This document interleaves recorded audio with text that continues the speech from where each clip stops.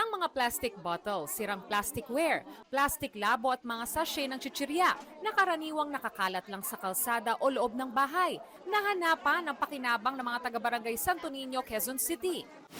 Basura na naging pagkain pa. Yan nga ang literal na ginagawa rito sa Barangay Santo Niño, Quezon City dahil ang mga plastic na kagaya nito, pinapalitan nila ng isda.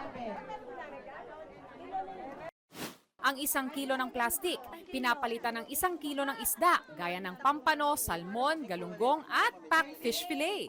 Layon ng Plastic to Fish program ng barangay na mabawasan ang basura, lalo ang mga plastik na bumabara sa mga kanal kaya nagbabaha.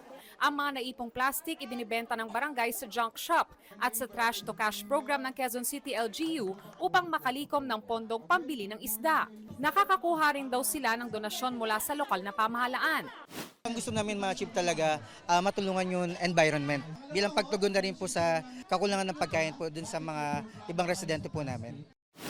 Ang mga residente, nakasanayan na nga raw ngayon na magpulot ng basura.